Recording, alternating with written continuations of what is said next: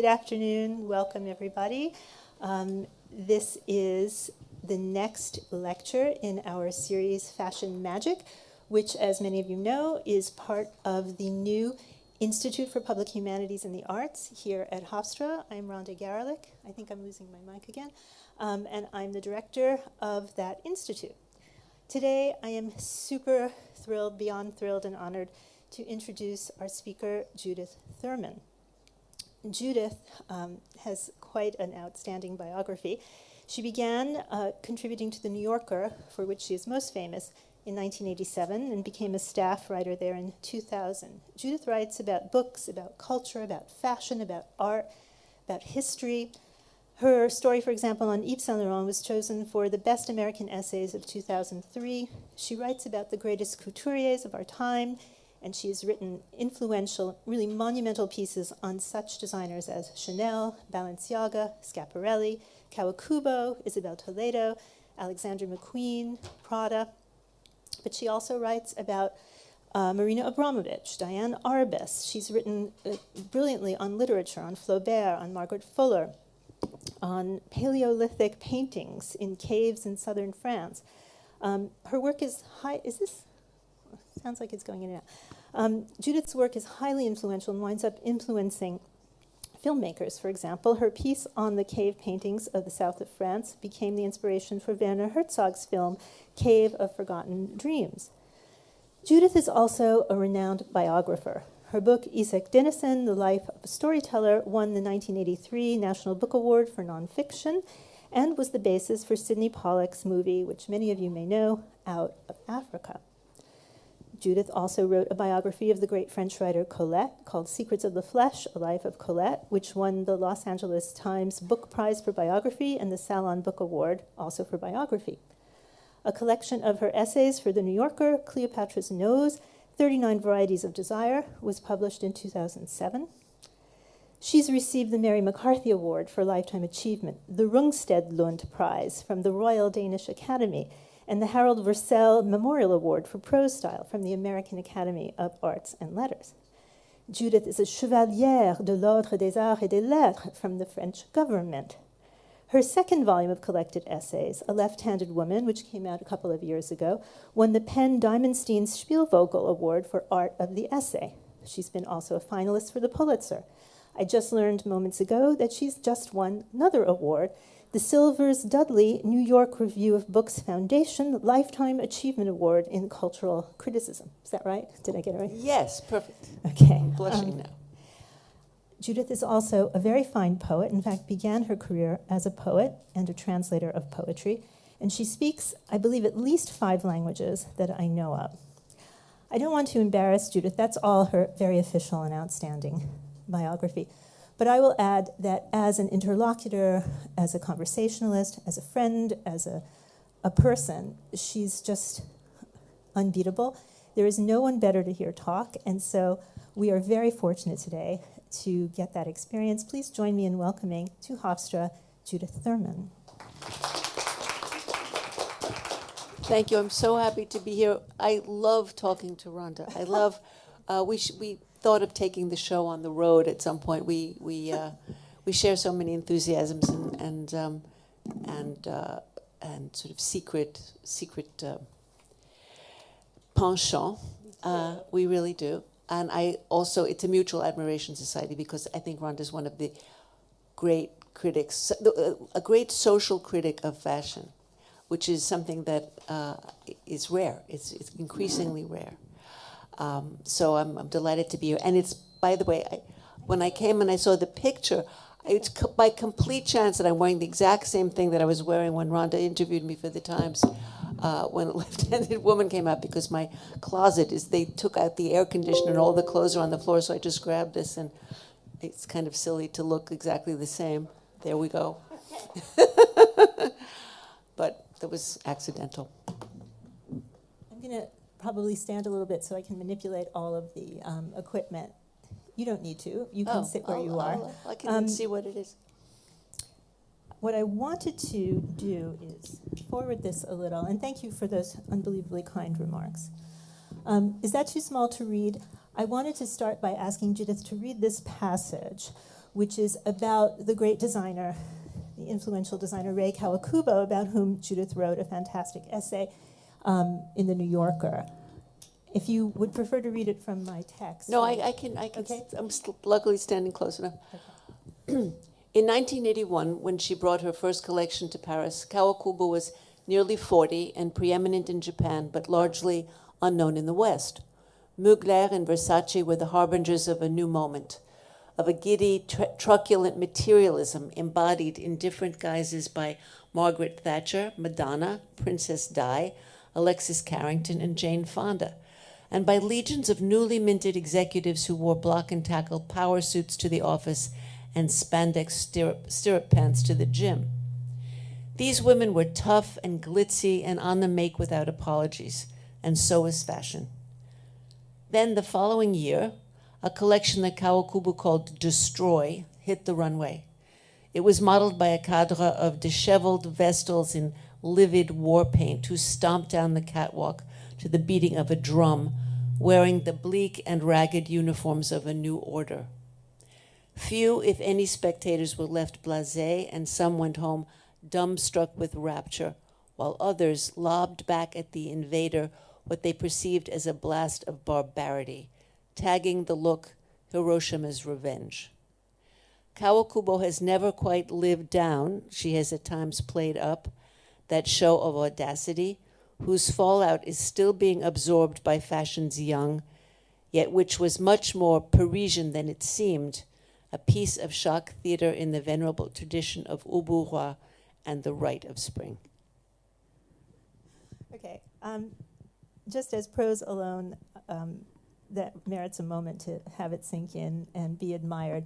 And the reason I asked you to read that is we're going to look at some of Kawakubo's strange and compelling garments, but I also wanted to point out that what Judith does so brilliantly is she contextualizes fashion in a way that brings it up to the level of geopolitics, really. And to me, that's required. And it's also, frankly, a feminist gesture, because fashion so often, as we talk about in my class, gets shunted aside as something that is just an entertainment for the ladies, when in fact it's part and parcel of global history and literature.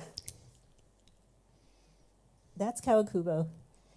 And now I'm going to just show you and Judith a few slides and ask you to comment on them. I'll show a few and then I'll go back, okay?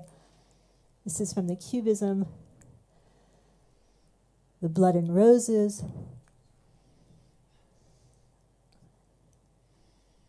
We'll go back now. So, could you talk a little bit about the influence and importance of Rei Kawakubo? She's a heretic and she's a revolutionary, and she's a militant. She has a radical project for clothing, and it's less about desire, which is the general drift of most fashion design, and that is also what that means is making a woman desirable, usually to a man. That's what it used to mean. And Rei is about a kind of radical originality, thinking out of the box, thinking out of the pattern. Patterns are very symmetrical. And so much of her work is extremely asymmetrical. And she's exploring mutation. I'd say that mutation is a very important concept for her, a mutant species. These clothes, when they first hit the runway and the market, they had the sort of sci-fi futuristic appeal of and also creepiness of mutants. So that's a good example of that. And now I'm going to flip back to a second passage. If you like, I can read it if you're tired. It'll keep me awake. I got home at 4 a.m. from a flight that was diverted to 97 airports. This is from the same piece, but it draws an important distinction, which I wanted you to hear. There are few women who have exerted more influence on the history of modern fashion, and the most obvious, Chanel, is in some respects Kawakubo's perfect foil. The racy courtesan who invented a uniform of irreproachable chic and the gnomic shaman whose anarchic chic is a reproach to uniformity. They both started from an egalitarian premise that a woman should derive from her clothes the ease and confidence that a man does. But Chanel formulated a few simple and lucrative principles from which she never wavered that changed the way that women wanted to dress, while Kawakubo, who reinvents the wheel or tries to every season, changed the way one thinks about what dress is. Okay, thank you. I think everybody knows the name Chanel, but when you see a new context like this in fashion criticism, you start understanding more not just about clothes, but about the people behind them. And the next thing I'd really like to talk to Judith about is how you do this, because you're not just looking at pictures, you're not just going to a museum, you're actually going to Japan or wherever and meeting these people and getting to hear their psychological inner workings and deriving from that new conclusions. This is not an easy kind of reporting. Can you talk a little bit about, for example, your experience going to Japan to meet Kawakubo, who is not an easy No, she's a sort of hermetic. She is a tyrant in a sort of semi-benevolent tyrant in her company. She loves contradictions. She sort of is. She speaks and works like a Zen koan, a paradox. She's a very paradoxical person, and so I mostly. And she did sit for a couple of interviews unwillingly, and she was grateful. She said one of the few things she actually said, a full sentence, was she was grateful that I didn't ask her where her ideas came from. I noticed that, and then I was thinking that I may ask you where yours come from. No, I hope but you don't have the same objection. that's fine. But I'm not a gnomic shaman, so a little. But see, for me, and Rhonda and I have talked about this a lot and agree about this. What I'm interested in is fashion as a language, and that encodes meaning. It's a series of signs that you combine in an infinite way, potentially in an infinite way, to make meaning. And Dante uses that expression, to make meaning, of poetry. That he calls it that to make meaning is to. That's what a poem does. And so she is someone working in that way. Her work is extremely poetic, and it's not the sort of rhyming poetry of old-fashioned haute couture. It's a kind of free, very free verse. And so I see myself as a reader. And just as people go to places that in the books that they've loved, I went on an Elena Ferrante tour of Naples. When I go and I meet these people, I'm sort of I'm a fan. I don't know what that was, but I'm sort of on a little pilgrimage to understand the sites, and that comes from biography as well, to see what the social context to a life is and social context to a work. Well, I don't know what's happening. Something is spitting. Am I doing that? Dragon spitting somewhere. Okay. Biography is something that we also have in common, and it's very difficult to get inside people's heads. And of course, we all know that when you're writing a biography, you're also writing an autobiography, and you have to try to wrestle with that. So since you brought up biography or finding life stories, let's roll it back a little bit to your first big hit, which was really the Dinesen biography. And I happen to know that Judith learned Danish specifically to write this biography, which shows real dedication. Can you talk a little bit about how you came to write that book? Sure. Well, Isak Dinesen, many of you might have seen the film Out of Africa, and which one of the 10 Oscars. It was directed by Sidney Pollack. It came out in 1985, and it was the Best Picture, and it was starred Meryl Streep and Robert Redford, and that's how most people have heard of Isak Dinesen, if they have. She was a Danish writer, born in 1885, died in 1961, who wrote in English, and she was from an upper class family, although she was from a family that was middle class, very rich middle class on one side, and aristocratic on the other side. And those two, the conflict between those two worlds really shaped her. So I was given her books by a godmother of mine, the mother of a dear friend, and I sort of fell in love with the work. And then in the 70s, I was writing for Ms. Magazine, which had just been founded. It was the first feminist magazine. And I was writing about foreign women writers who were unknown to most American readers, and she was one. And a young editor asked me if I wanted to write a biography of her, and I said no. And he said, "Why?" I said, "Because I have never written anything longer than 10 pages." So, but it was a long saga. And to go back to what we were saying about Rei Kawakubo, what you learn, it took 7 years to do that first book, and what you learn is you have to see how what organizes a life, and how each of us is a product of nurture and nature. Each of us is a product of a milieu, but also, in many cases, the need to escape from that milieu. And there's often a dialectic, two opposing poles in everybody's life that acts like a magnet, creates a magnetic field, and it organizes, the way magnets do, sort of organizes the various aspects of a person's character. And for Dinesen, it was the moralism of her bourgeois family. They were old-fashioned feminists, Scandinavian feminists, which meant that they didn't like, sex was not a good idea. Men were to be avoided if possible. And the decadent, sensual, aristocratic family of her father, which she vastly preferred. So, and Rei Kawakubo, so in thinking about Rei, for example, or Balenciaga, or Saint Laurent, you wonder what the dialectic is in each of these cases. And with Rei, it was clear to me when you do the same research you do for a profile that you do for a biography, almost.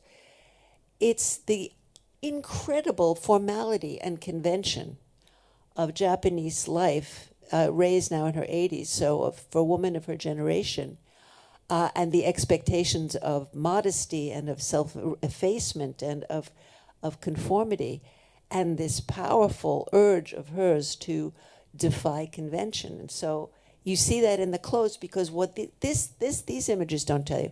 She also loves polka dots, and she loves little Peter Pan collars, and she likes Mary Janes that are a little bit clunky and weird, as if Mary Jane on steroids. So I don't know, that's sort of how I approach these fashion pieces. Okay, this is not a question for the moment, but we're going to bracket this question maybe for another time entirely. But if someone were writing your biography, I'd like to know what the two poles are. Wow, that's... you can think about it. Yeah, let me see the two... Well, I guess... I have to think about it. Okay. I hope no one ever does. That would be very upsetting. But we can get back to that. But it's the question sort of posed itself. Can we talk a little bit about Guo Pei? Because I think that's another example of your traveling very far to meet someone very magisterial, with many contradictions. And some of you may recall her pieces for the Met Gala, the most famous one being Rihanna's gown at the time. It was called the omelet on social media. Do you want to talk a little bit about Guo? So, yes, this was an assignment. My editor at the New Yorker said, "Do you want to write about Guo Pei and go to China?" And I'm not on social media, so there was plenty of stuff in the paper, so I thought, yes, that would be very interesting. And so I went to Beijing, and I met Guo, and I met her in New York, actually, and her husband, who manages the business. And she has a kind of schizophrenic business. On the one hand, her great love was costume design for the movies, and she grew up, of course, in communist China. She worked in a garment factory. She was a student of fashion, but that in China meant that you were going to mass produce clothing for hundreds of millions of people. And she fell in love with the movies, and she sort of got involved with designing fabulous costumes for these historical dramas and fantasy films. And at the same time, her husband, who came from Taiwan and had a very successful fashion business, set her up in business, and she designs for the nomenclatura, the oligarchs of the new China, who spend unbelievable fortunes on the handmade and embroidered and very conventional and ladylike and non-threatening and non-fantastical clothing. Can I read the opening sentence from your piece on Guo? This is also from the New Yorker, and I love this sentence, and it sets up much of what you've been saying. You wrote, "Something funny happens to puritanical republics. After a while, they begin yearning for the glamorous, immoral ways of the aristocracy they overthrew." That was very true of Guo's China, and I think it's true it was true of Russia after the overthrow of the Soviet Union. There was all this explosion of consumption and jewels and furs, and especially furs. They were never shy about furs, the Russians. And it's certainly true of the new rich in China. So she is their couturier. Her husband was very funny. He said, Chinese people don't pay their bills. That's a very sweeping generalization. So he said, so we have a club. You have to have membership. You pay a yearly membership, a huge fee. It could be $100,000, $200,000. And for that amount of money, you get a certain number of couture pieces. Like a health club. Like a health club, exactly. For fashion. That's clever. One more outrageous couturier whom you've written brilliantly about is Alexander McQueen. These are all the sort of, well, I think Guo is very traditionally beautiful in many ways, but they're also the most sort of on the edge and the most thought-provoking, especially McQueen, who had a tragic end, of course. Can you speak a little about what he was doing, for example? He's one of the greatest, I think, couturiers of all time. Somebody who had a profoundly poetic and profoundly original imagination, and he was a very angry man. And his anger, I would say, just I'm making this up as I go along, but one of the dialectics in McQueen's life was rage and reverence, because he had a reverence for the beautiful, and at the same time, the rage that he felt. He was a gay man, an unattractive gay man. He felt, who was from a working class family and a very semi-dysfunctional family. He was very, very close to his mother. So he was also, his work is also about desecrating the same beauty that he creates. And that, in my experience, is something that's common to people who suffer from terrible depression, which he did. He killed himself a few days after his mother died because he didn't want her to have the grief of his death. So the desecration and he sent the famous show about it was about the British the horrible British colonial predations in Scotland, and he sent women down the runway sort of bleeding and bloodied, and their clothes torn, and sexual violence. So it's his work is meant to be disturbing. His runway work is meant to be disturbing. He was famous for his tailoring. He started out as a tailor on Savile Row and in Italy. He had tattooed on his arm, and I write about this, it's a line from Midsummer Night's Dream from Helena. And it's I can't remember, I'm too tired, jet lag to quote it, but it's the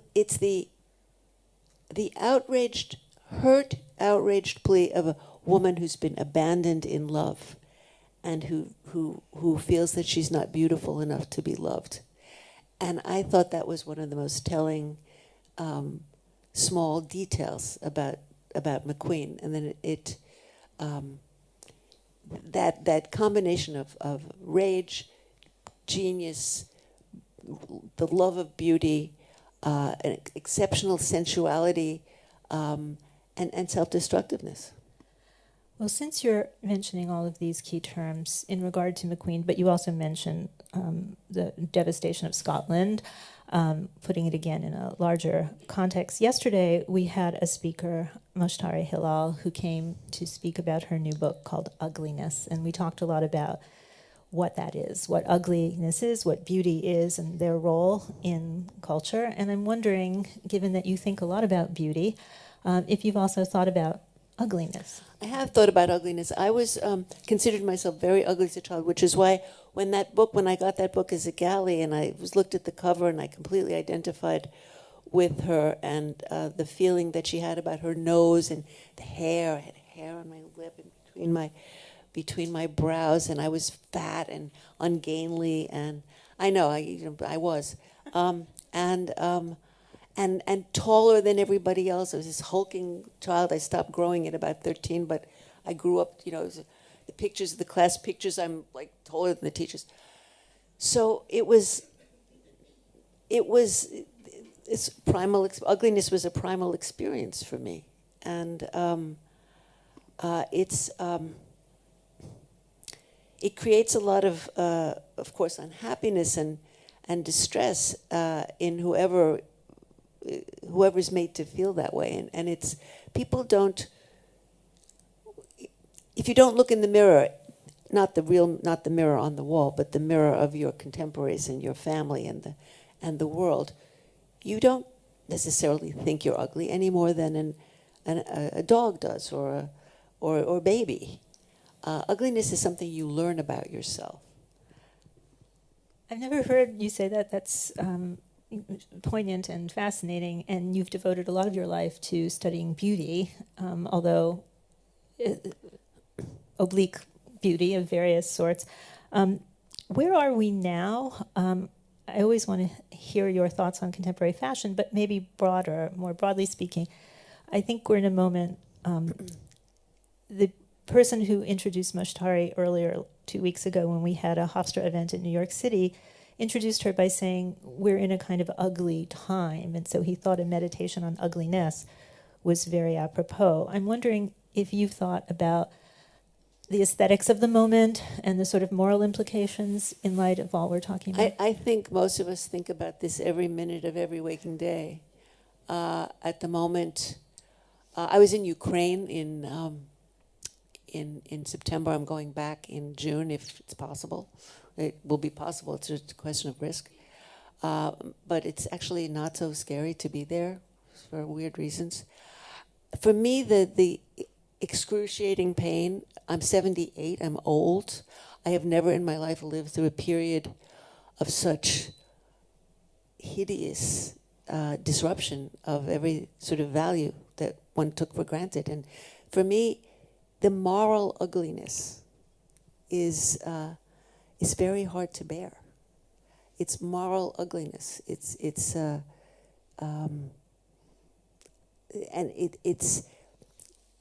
we use the word vulgar, and we throw the word vulgar around in this kind of vague way, but vulgarity is really ugliness. And of course it's very subjective. What's one person's vulgarity is somebody else's cool. But I think the language of this moment, the language of the administration, the language of the scene in the White House with Zelensky, the humiliation, the pleasure and humiliation. It's ugly. Is you have to use the word ugly.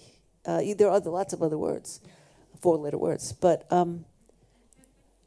it's really ugly. And so I've often thought of beauty and I'm thinking about literary beauty here, not personal beauty, as a resting place for the soul. Your soul is always in conflict and motion and it's unstable, and you see something really beautiful.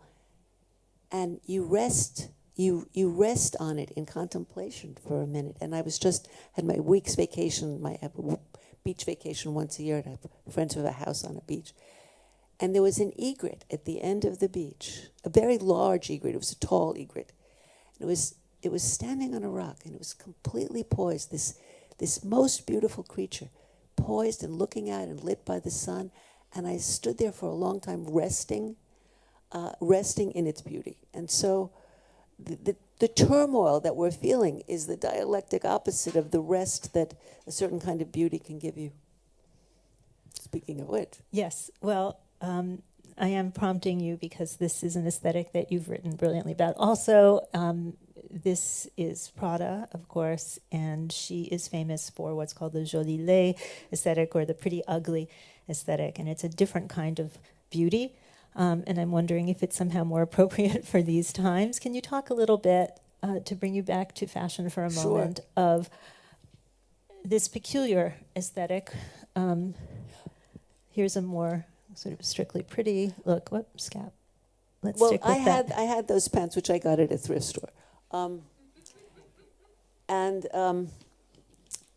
they so Joliette. So the idea of a woman. There was a great French actress called Maria Caceres who had she was a bit like Mushtari. She looked a bit like Mushtari, who I think is quite beautiful. Yeah, that came up. I tried not to objectify her or say that, but she and I have talked about it, and most people who meet her think she's gorgeous. Yes, striking. She's a very beautiful young woman, and she will explain, of course, that this was not her experience growing up, and it does not matter. Right, doesn't matter.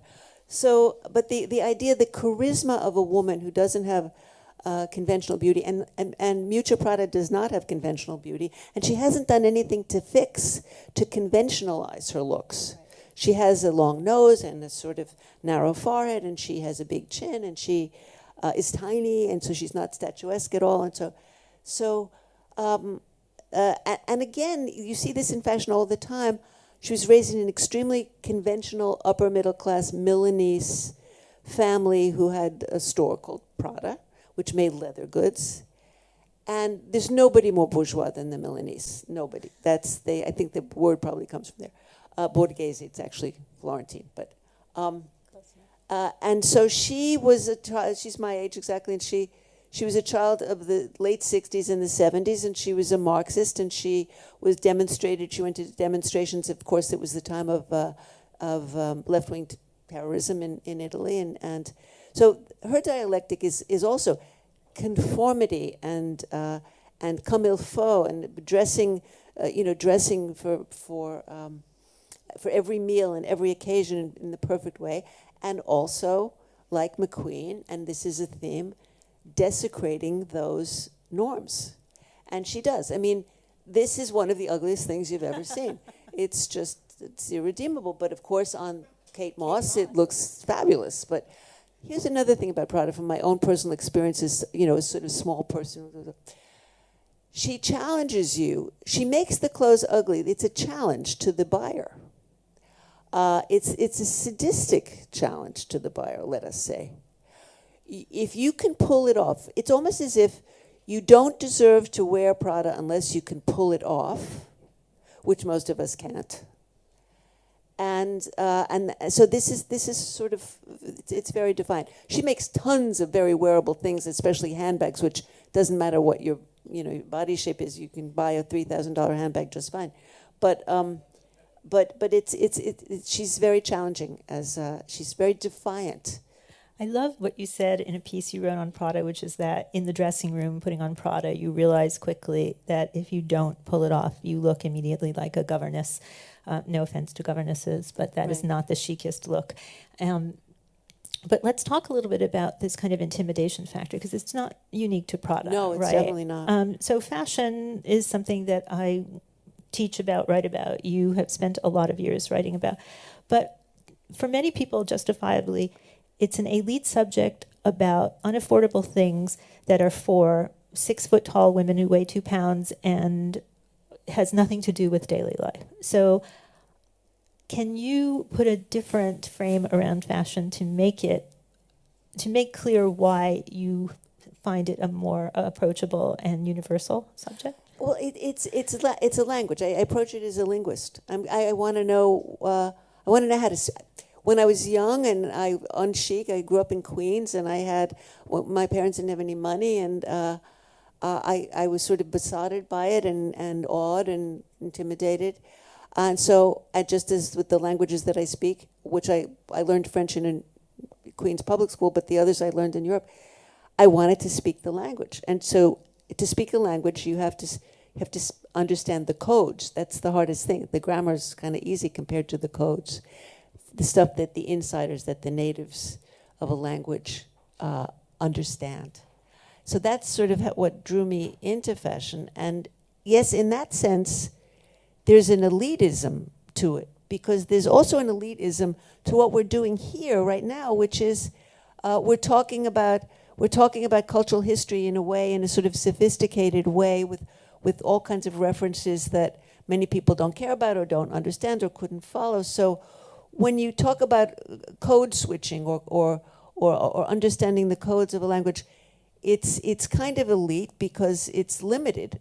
Also, most people are not either interested in, or perhaps they can't, or they don't think about expressing themselves in a precise way, the way a writer tries to, for example, but that also the way an artist tries to, that a dancer tries to, that a musician tries to.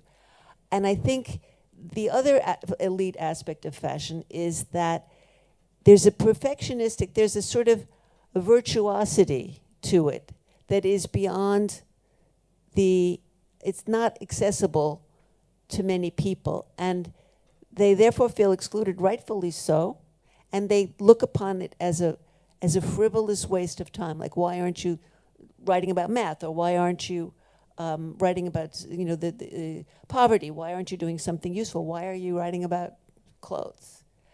So for me, the answer has always been because everybody in the world, whatever their relation to fashion, gets dressed in the morning and therefore speaks something of themselves, or is forced to express themselves in a certain way. A uniform is a forced self-expression. So that interests me. We're talking about class, we're talking about economy, we're talking about inequality, we're talking about gender, certainly talking about gender.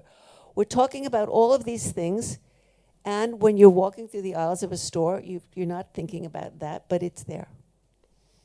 I'm reminded of your description of how you came to be writing so much on fashion for The New Yorker when David Remnick, the editor-in-chief of The New Yorker, asked you what you wanted to write about, and you said fashion, and he was... No, at first I said books, and then David said, we have lots of people who write about books. What else do you want to write about? What else you got? So I thought, and it was daring. I thought, because this was like a secret vice of mine, right? I didn't announce this to people, because I was New York Jewish intellectual writing about fashion, and I still get friends, my psychoanalyst friends, how can you write about Prada? So I said I'd like to write about fashion, and I don't want to write about it as a how-to, which wouldn't have interested him anyway. I want to write about it as a cultural phenomenon. And he said, great, you're hired. So that was how it happened. Right. There's a surprising amount of flack everywhere about interest in fashion, but I think you make an excellent argument for why it's... I don't think we need to explain that it's bigger than it seems, because it's big enough as it is, but the universality of it, I think, is often overlooked, and there's a reason for it. It's not just because it seems elite. In fact, fashion encompasses cheap stores and jeans, but I think it's because one main reason is it's so associated with women, and also gay men, right. And both are marginalized groups for different reasons, and trivialized or ridiculed, and lots of stuff roils on underneath there in those categories that gets overlooked because it's not important. Yeah, I grew up in a world in which the women's pages, wonderful writers, journalists, were assigned to the women's pages of newspapers, and they had to write about parties and the social columns and all of this stuff because it was a woman's world, and there were some great women designers. There always have been. But it was also a world of kind of tyrannical guys dressing women according to the way they thought women should look.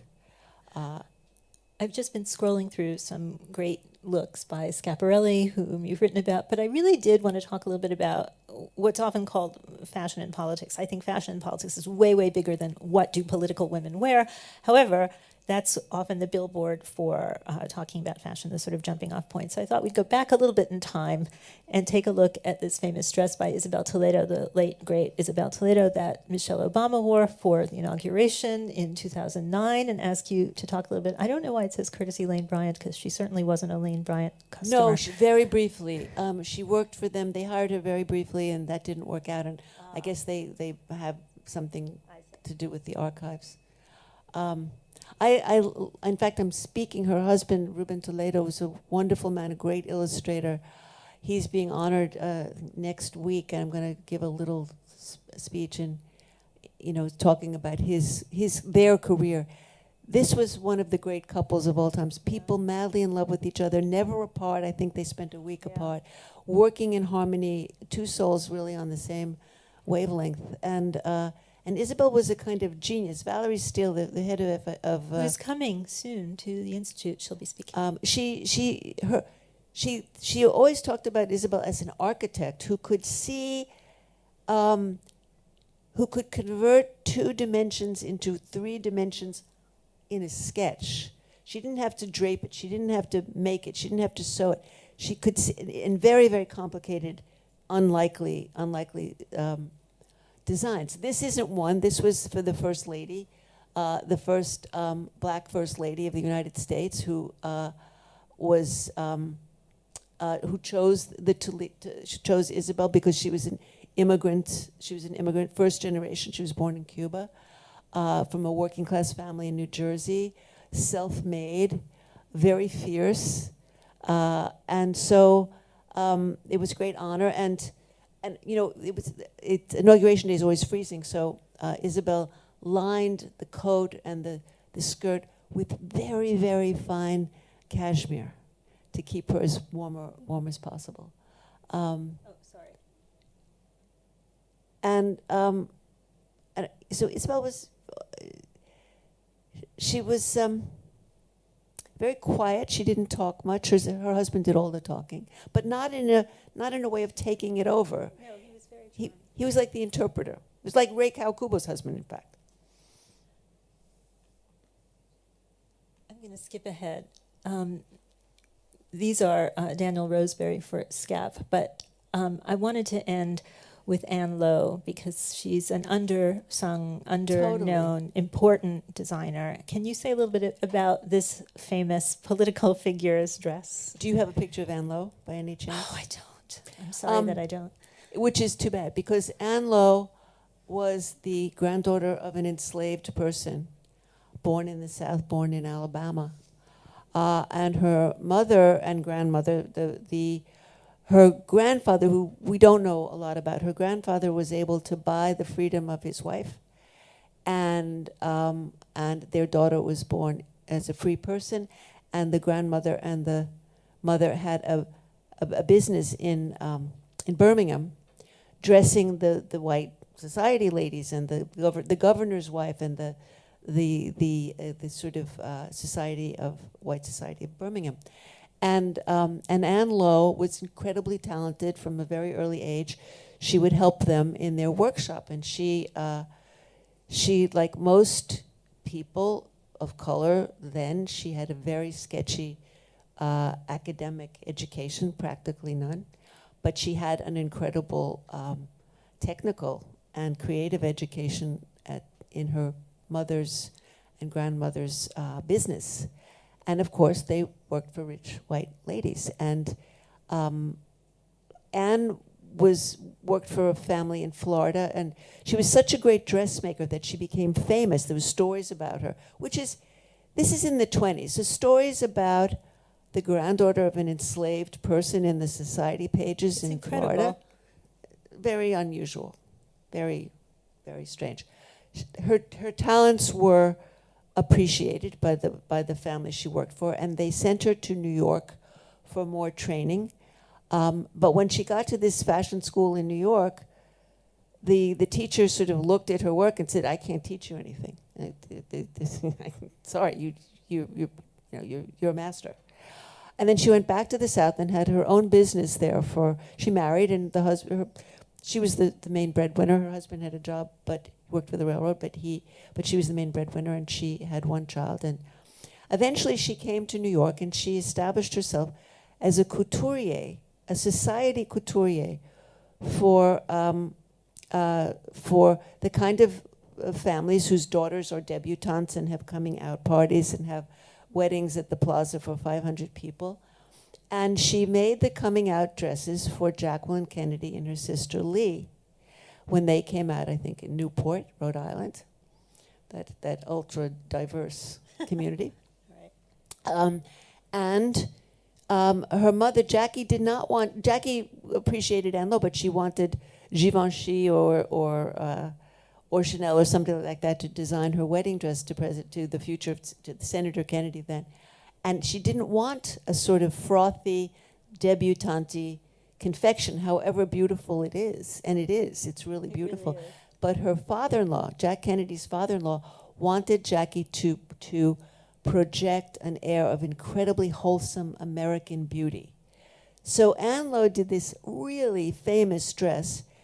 She got very little credit, if any, at the time. Jackie was asked about it. This goes on a black mark on her record. She was asked about it later on in an interview, and she said, "Oh, it was made by a colored dressmaker." Oh. So Anne Lowe faced unbelievable difficulties, but she had a very successful career, but up and down, because she wasn't good with money, and her son, who was better, was killed tragically in a car crash. And so she was always in debt, or she was, and she was losing her eyesight.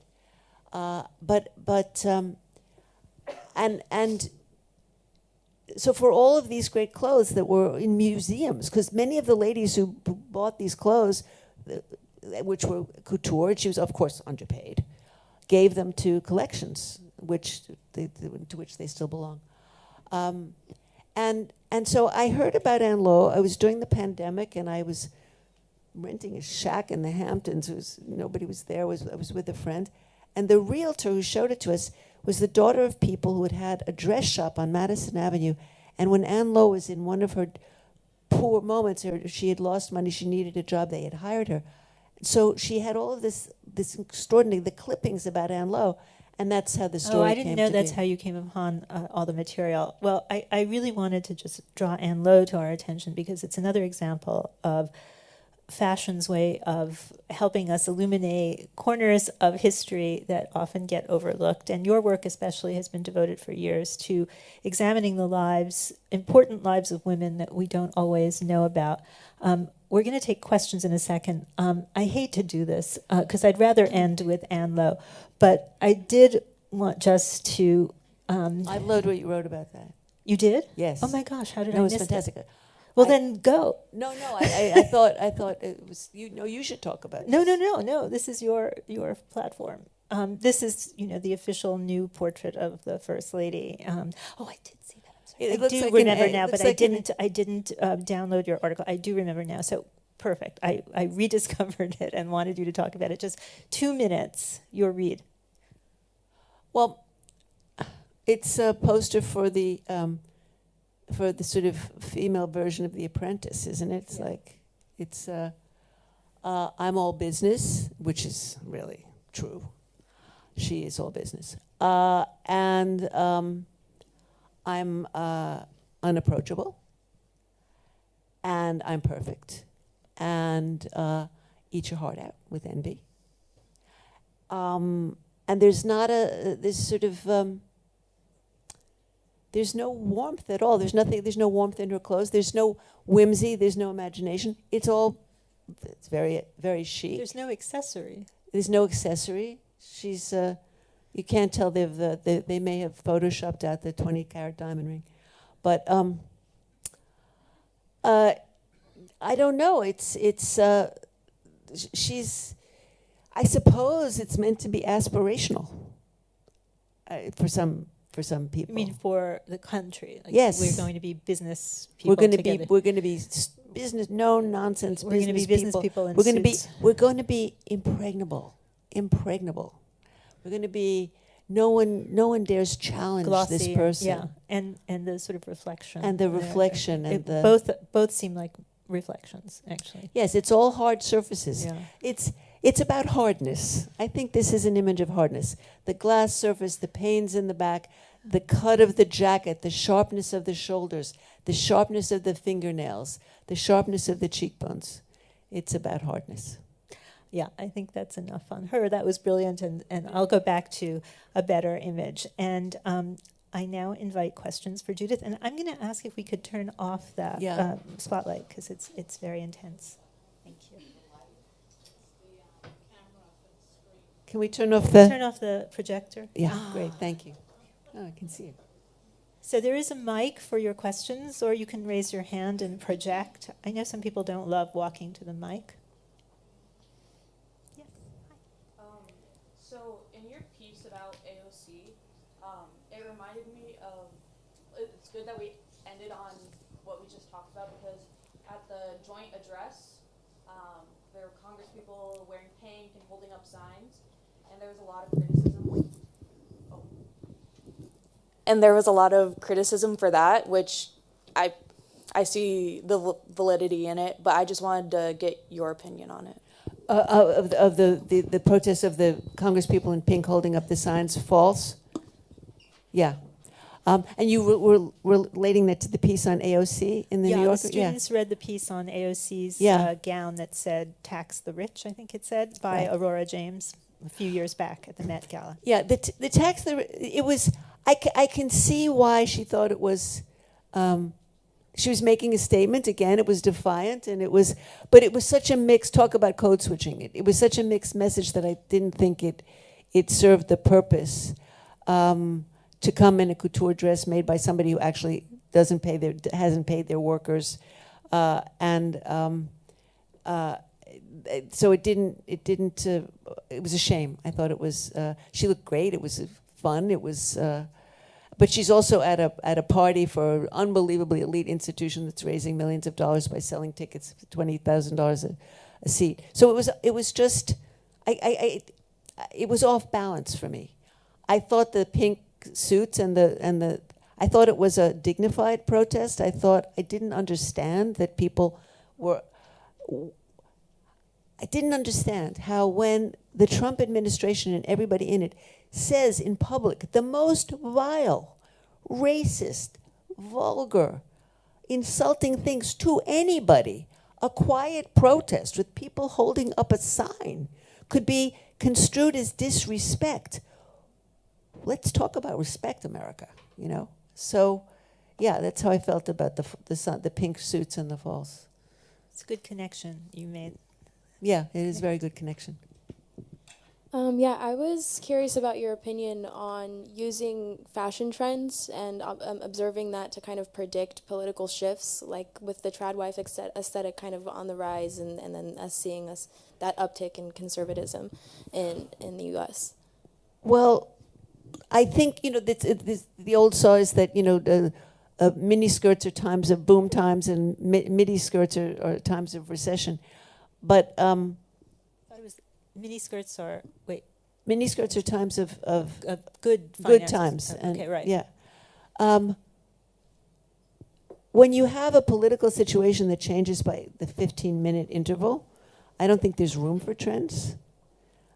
First of all, clothing has to be manufactured, and that takes more than 15 minutes. So, right now, I think it's not, that isn't applicable. And but why, broadly speaking, the idea of confident times probably producing competent dressing. In my lifetime, that's been true. The 80s with the power suits and the lycra and the all of that stuff was a moment of maybe somewhat specious, somewhat false confidence, but economic confidence for sure. And the late 60s, also a kind of boom time, the miniskirts. And this will shock you, but when I was in high school when the pantyhose were invented. Before pantyhose, you couldn't have miniskirts. So these things were kind of all of a... You could be bare-legged. You could be what? You could just have no stockings, but that's... Well, not with a skirt that short. Your stockings, you would need a garter belt. But, okay. Yeah, I guess you're right. I'm just thinking you could be bare-legged with a mini skirt, but that's... Well, that would be very... That would be very risque. Very, very, very risque and very risky. So, yeah, I think economic confidence makes confident fashion. And when people are... And people buy conservative things when they're not buying a lot and when times are slow. But now it's just, it's a whiplash. So fashion for whiplash. Yeah. Neck That's braces. a good phrase. Go ahead, Kai. Sorry, I'm not used to holding microphones. Do you believe that the idea of what fashion is spans far beyond clothing? Like, do you think that fashion encapsulates writing, performance arts, and politics as well as the fabric we wear? Yeah, I was going to say, that's a good question. I mean, these are all good questions. You're really thoughtful. I think we need another word. I think fashion's not the right word, because fashion is so associated with the business of making expensive clothes and the business of fitting in and the business of what used to be called sumptuary laws, the laws that governed who could wear what, when, and how. And what we're talking about is material self-expression that involves the body, that involves desire, that involves interpersonal relationships, that involves the culture, and very much also involves money. So in French, it's mode, in moda in Italian, Danish also. I mean, I don't speak other languages. I'd love to know what the word for fashion is. You all have your phones. You can look it up in some interesting languages, maybe languages that are in your families. I don't know. It would be nice to find, just like it would be nice to find a third person singular pronoun that English doesn't have. It would be much easier. Then that could not be gendered. It would be great to find a word for what we call fashion, and what you say is everything on a big spectrum that isn't in a way also gendered, which it has been socially gendered. So get to work on this. Yeah, this is an assignment. I hadn't thought that I needed this term, but now I realize that I do. Also, to fashion means to make. Fare, it comes from the Latin, to make. So fashion is simply making, and in its the etymology of fashion. So to fashion something, you fashion it with your hands. You bring it. You give it form. When I was at Parsons, I was in Parsons School of Design for several years. They all use the term makers a lot for all forms of artistry and fashion, but I never feel comfortable saying makers. No, and but then you'd have to say making. But the sort of art world, it's a favorite word of the art world, practice. They talk of the artist's practice. And the practice, yeah. And so that's the ballpark, but it's not exact. Maybe time for one more question, if there are. Yes, Daniel. Oh. I have a question for the audience too. When you, Daniel. He politely waited for the students. Let's see. So actually what I want to offer is not a question as much as an answer to Rhonda's question to you, but I'm not answering for you, on what is the poles that might, the intention of which might define you, And I was thinking of your book, which I see is on sale now, The Left-Handed Woman. Sale.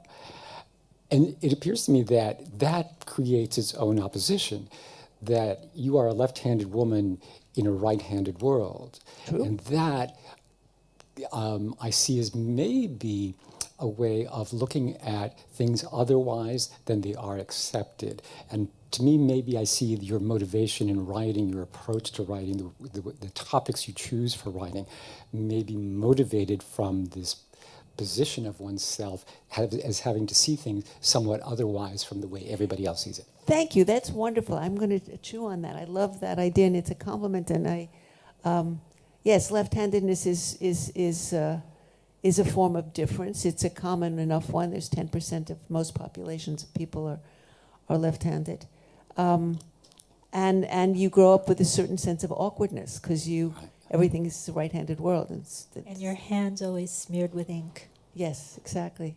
But I want to ask those of you, almost everybody here is young. What, when you think about fashion, when you think about getting dressed, what does it mean to you? Anybody can just jump up and say, red, white, and green. But is it a big part of your lives? Is it something on social media, for example, that you Instagram and TikTok, and does it move you, or do you care? I guess I want to know, do you care?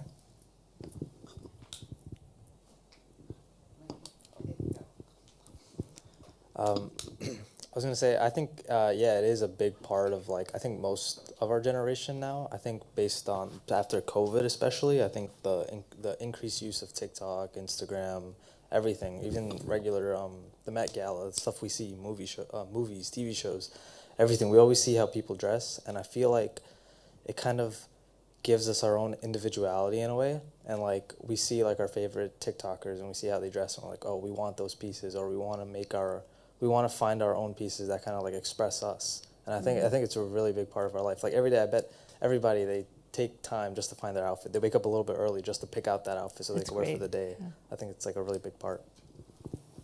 Anybody else? I mean, at least for me personally, I do think about it a lot. Who I am as an individual, I try so hard to reflect in how I look, how I behave, because before I can even speak, the first thing someone notices about me is my outfit. And my outfit today is not a great example because I woke up late.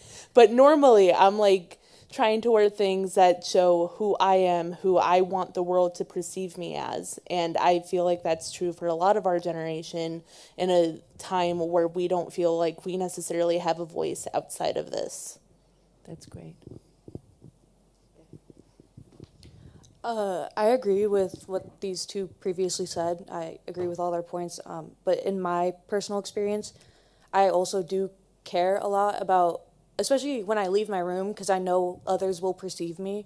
And I always have like a lot of anxiety of like, oh, what are they going to think, blah, blah, blah. But now I'm trying to get out of that. But it's still in the back of my head because I was raised that way.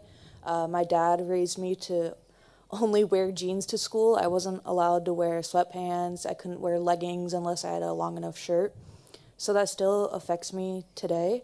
And just, I didn't see the value in his like whole looking presentable thing when I was younger, but I definitely see the value of it now because people won't take you seriously if you don't, quote unquote, look the part.